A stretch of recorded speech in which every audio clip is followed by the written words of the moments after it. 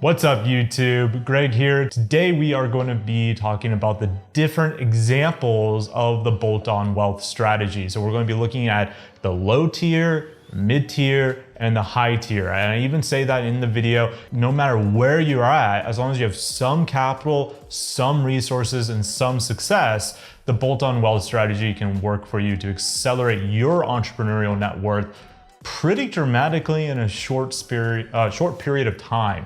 Of course, if that's not you, if you're just starting out, you should still watch this strategy video because it will help you think about things differently, though I wouldn't exactly recommend this for you. Now, this is part of a series, the bolt-on wealth strategy. The first part of this is already live on YouTube, so if you haven't watched that, this is brand new news to you about this new series, make sure you go and check it out.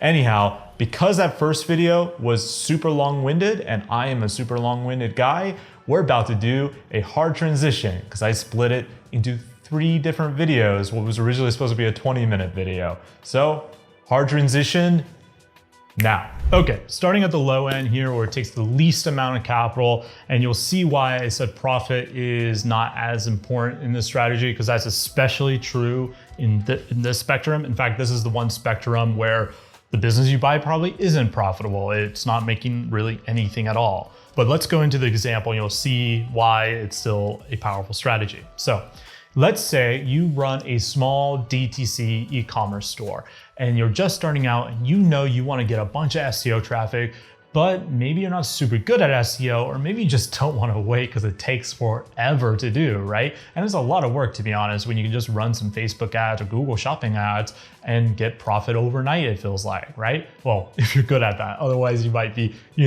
burning through your working capital, trying to figure out how other people make money overnight with those ads. I understand your pain if that's you, by the way. Anyhow, so you want that sweet SEO traffic because you just know this is the highest converting traffic channel out there. And if you don't know that, by the way, that's actually true. In most marketing industries, well, not marketing industries, most industries in general, the most powerful form of traffic is typically going to be SEO, and you can boost that by complementing it with email marketing. SEO just tends to convert the highest, so that's something we should always be pursuing if it's an option, though it does take a while. So how to use the bolt-on wealth strategy in this situation as a small DTC e-commerce entrepreneur? Well, what you do is you go to Google. Usually you're going to go to the second page of Google and you're going to find what I like to call hobbyist or enthusiast websites inside of your niche. So let's say you sell skis, like that's your e-commerce store, right? You sell skis and snowboards, boots, all that kind of stuff. Well, you start typing into Google various keywords like ski blog, snowboarding blogs, stuff like that. And what you're looking for here is someone that is very passionate about the subject and they started the website, but they've kind of given up. The internet is littered with these derelict websites that are not maintained in any shape or form anymore. And the person, for better or worse, has just decided to stop talking about it, really. They moved on to other stuff. Maybe they got busy with life, all that kind of stuff. And they're just ready, they're over it, basically. So these are perfect little websites. Now, they won't be making you any money, but they typically are going to get a lot of traffic. And you can see that by just taking the domain, throwing it into Ahrefs, into Site Explorer, and Ahrefs is going to give you all the organic keywords that it's ranking for, right? Which are probably a lot of the keywords you never even thought about targeting with your own blog on that e-commerce store. So what you do from here is you reach out to the website owner and you make an offer. Hey, I would like to buy your website. I'm an e-commerce store just starting out, and I think a lot of this content my audience would absolutely love. Would you be open to selling it? Now, that's a key line right there, not just for buying businesses, but really to get anything in life when it comes to B2B marketing or business in general. If you're going to ask someone something, always preface it with, I was just curious if you were at all open. Now, the reason why you do that is say, I'm just curious. That means, hey, I don't care either way, no pressure. If it's yes or no, you can do whatever you think is right for yourself. And the reason why you say, are you open instead of interested, is because if you ask someone, are you interested? Sounds like a sales pitch. No one's interested. No one has time to get interested. So don't send me a LinkedIn request asking me, when can we set up our demo call when I've never talked to you? Anyhow, open implies that you're asking if they're open-minded. And guess what? people don't want to be closed-minded. There's a negative connotation with that feel. So you're using a little bit of psychology here to get them in the best possible position to say yes or let's talk about it. So now with that out of the way, typically you can buy these hobbyist websites between $500 all the way up to $5,000. On the high end, maybe it's going to be about $10,000. And typically they don't make profit, like I mentioned, but they have an audience. Now, once you acquire these websites, what you do is you take all the content, so all the blog about skiing and snowboarding, maybe they have some juicy reviews in there that can be helpful for you. And you do what is called a 301 redirect. 301 redirect, all it means is someone goes to a best ski jump video that they have on their blog, you take that same blog, you duplicate it on your website, and then you 301 that link to the link on your website, to that individual post. Now, there's a few other steps in here, such as making sure it's non-canonical, all that kind of stuff, just so there's no duplicate content. But this is a pretty white hat strategy. Google knows people do this all the time, whether it's a merger and acquisition, a brand change, they want to change over their whole domain. Like that's what we did when we went from AdSense flippers to Empire flippers, for instance. So this is very commonplace and Google doesn't seem to really care. I've never seen someone get penalized for it. And if you do get penalized for it, that's okay, because you can just rip off the 301 and wait a few weeks and usually you're gonna be fine.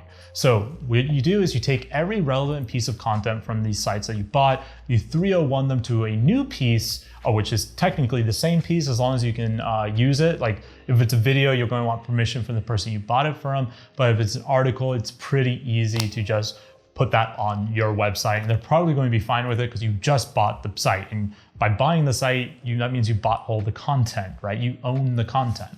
And what this does for your website is that content that was already ranking probably has some SEO juice, whether there's backlinks and referring domains, or maybe it's just really well optimized. Maybe the keyword is just not super competitive. And once you 301 that to your site, you get all that juice, you get all that benefit. And every piece of content that doesn't make sense for you to duplicate, like let's say the hobbyist has a bunch of posts with pictures of their dog, right? Not really relevant, you're not gonna use that, it doesn't make sense to use that. So what you do is you 301 that piece of content or that URL, that individual URL slug, to your homepage of your e-commerce store. So you still benefit from the referring domains and the backlinks and all that kind of stuff. So this is a really cheap way to get tons of backlinks and tons of content for very, very little amount of money in comparison to what you would pay if you're actually paying an actual writer to write all the content, or a videographer to shoot the videos, or an actual SEO expert to build the backlinks. So this is an easy strategy. Now, there's no profit in this, in the sense that the hobbyist niches do not make any money usually. That's one of the big reasons why they gave up on the site anyways, because they were doing it for free and they just don't have time to keep doing it. But when you do this to your e-commerce store, you're going to see a massive SEO boost, and you're going to really get that super, super juicy organic SEO traffic. We've seen people do this all the time at the Empire Flippers Marketplace. Well, I shouldn't say all the time. It's not something a lot of SEOs do, but we've seen several do it. I had a friend not too long ago. He sold, I think it was about a $350,000 affiliate website with us. And that website was only 18 months old, 18 or 22 months old, something like that. Now, he was a good SEO, so he had some stuff going for him, but he praised this strategy. The amount of content and backlinks he got was absolutely huge. So this is a fantastic example of how the bolt-on wealth strategy can work even on the low end. All right, let's talk about the mid-level here. So we're moving up the value chain here.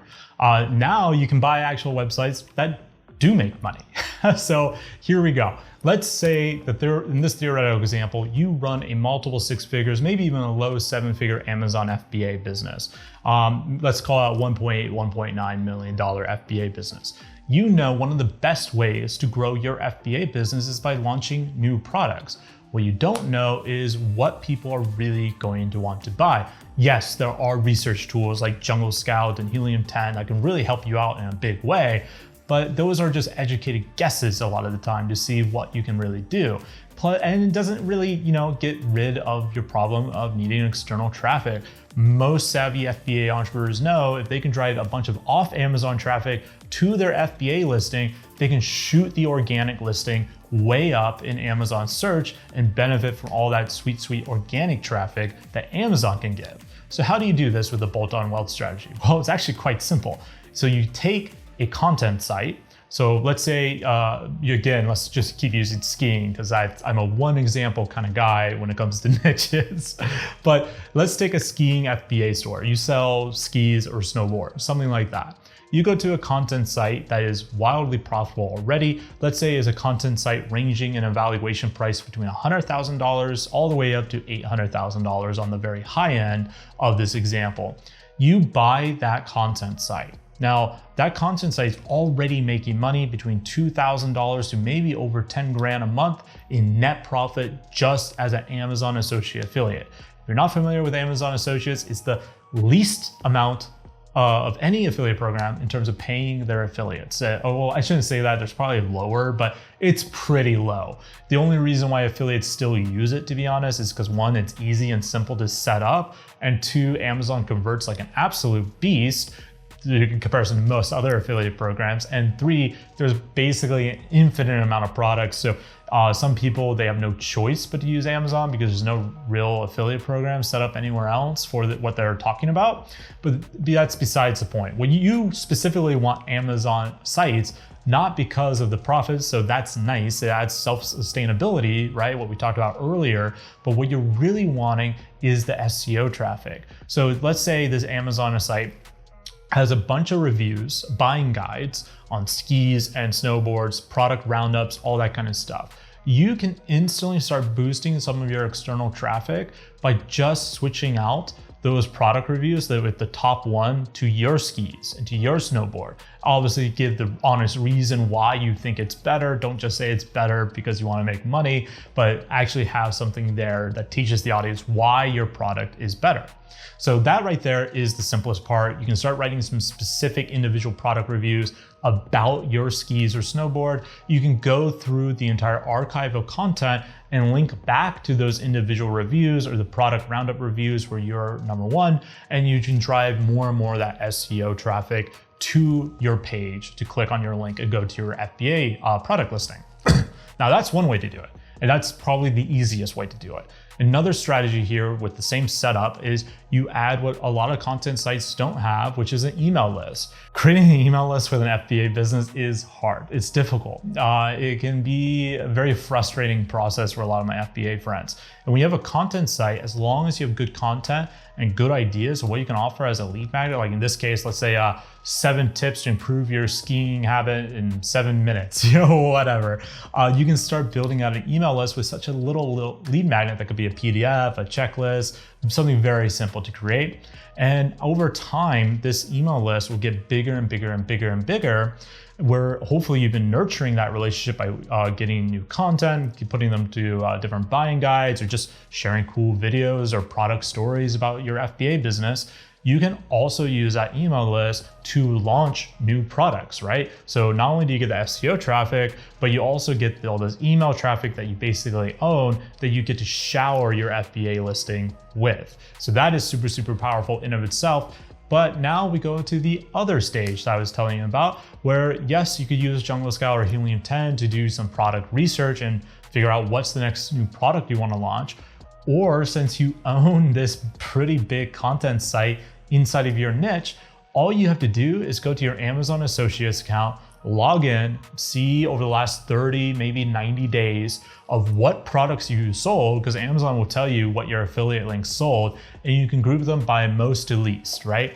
And you might find out there's a certain kind of snowboarding boot that's wildly popular that you're selling through your Amazon affiliate links, and your FBA business doesn't have snowboard boots yet. Well, this is a pretty good time to start sourcing them. Start researching that product you're selling so much of, start looking at the positive reviews, taking notes for what people really love, and also look at the negative reviews to find out what people really hate. A quick tip on that, most people, they go to either like 5-star or 1-star reviews for this, which like can be helpful, but I feel like that's a little bit of a mistake. What you really want to do is go to the middle of the road, the moderates, because they're going to have good things to say about your product that they care about, but they're also going to have probably more critical, constructive negative feedback to give you versus that 1-star review is like, I hate this guy, and that's it. Or the 5-star review, like, I love this product, the owner is my son. You know, so like these are important things to keep in mind when you're looking at the review, and you want to take all those negative points that are actually constructive criticism and not inflammatory, and all those positive points that are not bursting zealotry but actually good positive feedback, and combine them together for your product research. Now you can go and plug that into Helium 10 and Jungle Scout, all that good stuff, and start sourcing a better and hopefully much superior product. When you go and launch it on an FBA, well, guess what? If you've been treating your email list well throughout this whole experience, you get to build up the hype of this new product coming. You could even start a Kickstarter from your email list to fund the entire thing before you even source the product, right? And then you put it on Amazon and launch it out that way too. So there's a bunch of different things you can do here with a good content site that can just overwhelm Amazon with the traffic you're sending from both an SEO perspective, your email perspective, and you get the power of R&D for free, because actually you're making money from the R&D because you are making money from the Amazon affiliate links along the whole way while you're collecting the data of what's actually important product-wise to your audience. Okay, let's talk about the high level here, the high level strategy of the bolt-on acquisition, or bolt-on wealth rather. So at this stage, let's say you're running a big portfolio of e-commerce stores, right? And you're always looking for more deal flow. This is a problem all prolific buyers have, by the way. They're always looking for more deal flow. Obviously, they use brokers like us extensively. They always want more and more and more. So a lot of them invest into different systems to build private deal flow that can supplement what a broker is going to give them. And one way they can do that is through the bolt-on acquisition or bolt-on wealth strategy. Keep changing the name. Probably will be a third one before the end of this video. You gotta stay to the end to find out. Anyhow, so in this example, with a plethora of e-commerce brands at our disposal, they decide to use the bolt-on wealth strategy to go and buy related businesses in different business models that can provide them that deal flow. So let's say they bought a SaaS, they bought a 3PL, and let's say the SaaS has to deal something with supply chain management. They buy a 3PL warehouse of some sort, and then they go and buy an agency that focuses on high-end multiple 7-figure e-commerce brands or 8-figure e-commerce brands. Maybe they're running the PPC of some sort or doing SEO or some kind of marketing function that helps with that company. Now, what they have here is a plethora of services basically that they can use in multiple different ways. One, for their plethora of e-commerce stores that they own in their portfolio, they now can create what I call an internal agency, an internal marketing agency, where every time they buy a new business, that business is onboarded to these different brands that they now own. And likewise, they can do something else. Because these businesses have other high-end e-commerce clients coming to them, they can reach out to them at any time they want. Like, hey, look, I see your PPC is going really good. Of course I know, I manage it. Or I see, wow, you are putting a lot of inventory in my warehouse. Or, hey, you've been my SaaS user for about 2 years and you've never churned. I watched you grow from the sidelines. Let's have a conversation. I was just curious if you're open about selling your business to me, right? There's that line again. And it works even at the high end. So you basically get access to all of these talented e-commerce entrepreneurs that are already giving you money technically to see if they will sell their business to you. And they already have a relationship with you because they're already paying customers. They obviously like you in some frame of reference. So you already have a relationship built with them.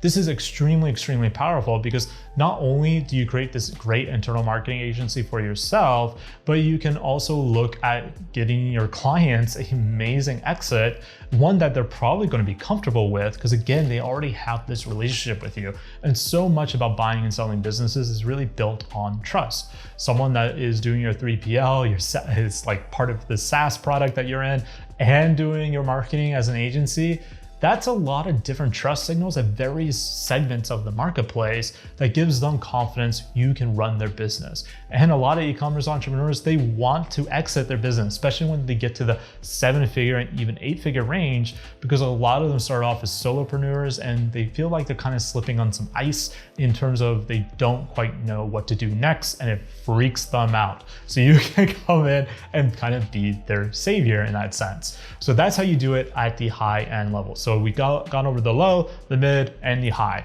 All of them have common themes of audience over profit and using the profit more as a self-sustaining kind of thing, as well as owning different parts of the value chain of your industry. I'd like to end this segment with with a very interesting story about a Super Bowl ad. So there's this company, very successful soldering company. I wish I could remember the name. I heard this example years ago. If you want to track it down, Content Marketing Institute used to use it all the time, but it's always stuck out with me as a very interesting story of the bolt-on wealth strategy.